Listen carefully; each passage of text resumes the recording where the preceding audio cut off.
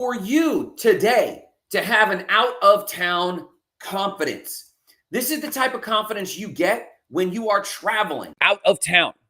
I wish for you today that you have that boldness and confidence, that out of town confidence that comes when you're traveling, when you're in new places.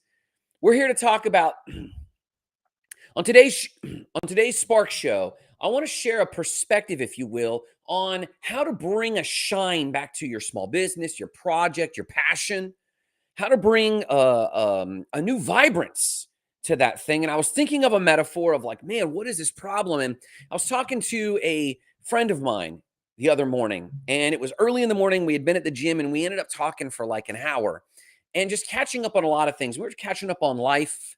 We were catching up on the challenges of the world around us. But the thing that really began sticking out to me is as she was giving me constructive criticism,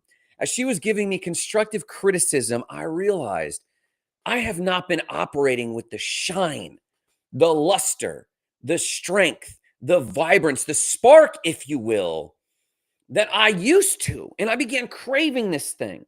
And it caused me to think back to a conference that Nicole and I recently spoke at. We recently spoke at a conference that was a young adult fiction conference called YA by the Bay with our friend Sorboni. We were speaking there about how to be a creator, how to be an influencer. When I walked in to set up for the morning, Sorboni handed me this book, The Opposite of Settling by Case Kenny. And I was thinking about this conversation I had with my friend Marlena, and she was offering me constructive criticism in my business. And the thought occurred to me, I need to reconnect with this bright-eyed wonder I had. Right now, I'm a smart guy. I'm an energetic guy. I'm a spark guy, but it's nothing compared to an experience I had recently. Recently, just a few weeks ago, I went to a conference in Denver, and I travel as much as I can. I know the power of travel, but I never connected it with the way I should be carrying myself day in and day out in my normal business in the world around me. On this trip in Denver, I showed up and I arrived in Denver and I was bright-eyed. I got up early. I was excited. I walked everywhere I could in the town. I always found a new coffee shop. And in every coffee shop, I always was sure to strike up a conversation with a stranger. I was always sure to engage them and ask them where they came from and ask them their background. And this energetic exchange that occurs between strangers when they travel is phenomenal. It's different. There's a true, sincere vulnerability and curiosity that occurs.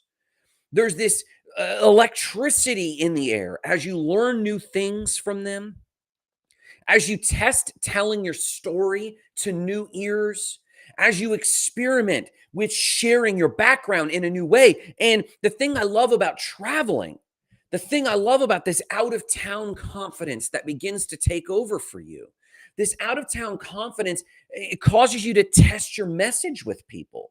It causes you to test your storytelling with people. When you're out of town and you engage strangers, you might go out in a way that you don't normally go out. I found this pizzeria around the corner from my Airbnb in Denver. And I found very quickly, I love the vibe of this place. Now, I was in Denver for this conference for almost 5 or 6 days. And I walked around the whole town. I ended up in a Nordic spa. I met friends there. I went and got my hair cut at a place, and I met a friend there, and I heard his story and how he had excelled for 20 years in what he was doing, and now he chose to ramp it down and become a barber. I started meeting and engaging people. It's phenomenal, but I fell in love with this pizzeria, and I started becoming a regular at this pizzeria for the short time I was there. And in that time, I met other regulars. I got to talking to people about their dog, and I met a person from Guatemala. And then I just happened to be there when they were having a coffee rave Sunday morning. They brought in a DJ and we were drinking cappuccinos. And this was an authentic Italian pizzeria. This is not your local, Pizza Hut. This was owned by an Italian family, and their tiramisu was perfect. And their espresso macchiato, was a true espresso macchiato, not this Starbucks mess. It was an awesome experience. But the out-of-town confidence I had to talk to everyone, to invite them to my website. And very quickly, what happens as a small business owner when you travel is you realize, man, I wanted to tell them about my website, but I've let it grow dusty. I wanted to give them this one link or send them to my social media profiles and realize it's not up to par. But then you realize I don't even want to pitch that thing anymore. I want to pitch this other thing. And you realize the things that come up in you and you start sharing what you're passionate about. No one knows your story, so you can be fresh, new person to who they are. This is out of town confidence. And what I realized in talking to my friend yesterday morning at the same old gym I've been to forever and the same old workouts I've been as long as I've been in my hometown here.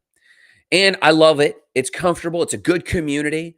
I'm making major gains in my fitness goals, so I'm not poo-pooing it. But what I am noticing is that in my mind's eye, in the way I communicate, I don't bring that electricity when you're in your hometown. And no, the show is not about encouraging you to move. It's about reminding you what out of town confidence is. We lull ourselves. I think it's called the law of hypnotic rhythm. We as a human species have this weird dichotomy, and it's this. On one hand, we absolutely want spontaneity. We want to travel around the world. We want that out of town confidence. We want this electricity. On the other hand, we absolutely need stability. We need community. So many of the ailments of society, fights with our spouse, arguments with our kids, economic woes with our small business. A lot of this would go away if we had strong, vibrant, stable community connections. We had a tribe beyond just the nuclear family. A lot of that would dissipate, but it would also dissipate if we had a vibrance that came, a vibrance that arrived from this out of town confidence, from travel, this electricity. And I know for certain the days that I have had luck, engineered luck, opportunities, sales, thriving growth in my small business, the moments those have thrived and expanded the most are those when I've had what we're calling out of town confidence. Now, I want to point out this book and I want to recommend this book. I have no affiliate link or anything for you. Just go get the book. Case Kenny, The Opposite of Selling. I did not meet the author, but I was handed this book by my friend Sorboni. And I want to read this to you real quick. Out of town confidence is confidence to be a bit more of who you really are, unshackled by the daily persona you might be expected to wear in your regular life. It means you're the main character on your travel adventures, and the people around you might amplify that quest, but your happiness, your excitement, your energy is not dependent on them or their opinions. This book is full, and this is just the first few pages of this book, but this reminded me. Do you remember what it was like to be the new person in town or school or college, or to have a new business and that vibrance you gave when you pitched your business? It might be simple. It was not really complex at that time. Now, when people pitch their businesses or their ideas or their passions, it's overly complex. But do you remember the passion of simplicity, of just newness, the out of town confidence that came when you simply engaged people as if you had never seen them before? And I mean from that affection. We give a grace to strangers that we don't always give to the people that have been in our lives for 15 years. And all I'm talking about is bringing that grace to the people you've known for 15 years. Now, I do, like, if you had one takeaway from today, I would recommend you travel more. I would recommend that once a month you're out of your hometown, even if it's just in neighboring cities. Once a quarter, I recommend, if you can, get out of state or out of country. And honestly, these days, it's just as affordable to do either one. But if you can get out of state or out of country and bring this renewed energy to your life of this out of town confidence and bring that electricity to your hometown, I guarantee you will see more leads. I guarantee you will see more sales. I guarantee you will have more personal excitement for the work in front of you. I guarantee that you will have more personal insight into the direction you should take, into making connections. What should you do with the woes of AI? What should you do with societal unrest? What should you do when there's wars on every country? What should you do when there's tariffs on everything? It's hard to know as a small business owner what those things mean for you.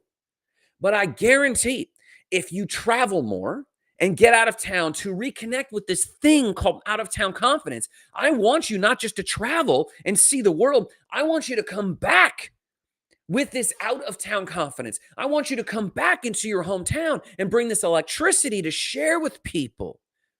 So, how can you do it? Well, I already mentioned a little bit of a framework there. And this is my suggestion. I don't have like a Spark Show framework for you per se, but I do recommend every month get out of your town, even if it's in neighboring towns. Just go to the beach if you're not at the beach. If you're at the beach, go inland. If you're nearby, go to the mountains. Go somewhere new every single month. But then, if you can, every quarter, get out of state or out of country and notice how you carry yourself in those situations. In those situations, you have an attitude of anything could happen. You have this expectation, and it's not a fear of something negative happening. Usually, when you travel, I call it good paranoia, or the paranoia that something good is happening to you. It's almost like you're looking around the corner for the next best cafe. I remember that when I was in Denver. Every corner I would turn, there was a new cafe, which meant there was new people to meet. So I was buying espresso 4, 5, 6 times a day. I'm not exaggerating. And I could give you my Google Maps because I star everywhere I go. And in this, I was stopping at this one place that sat in front of a park. And there was a bunch of young people, and I was listening to some people on dates. I talked to a new local kid that was going to school in drawing and sketching. Then I got up and went to the financial district. And I went into another cafe that looked really Italian and refined. So I walked in there and I listened to this old couple talk. I talked to some of the baristas behind the table. I watched someone on their way to work come in and get their regular drink. And I got to hear what they do for a living. Then I went out and I went to the cafe inside Union Station. And you get to meet all of these wonderful people. And there's this expectation of good. That is what I want for you in your hometown.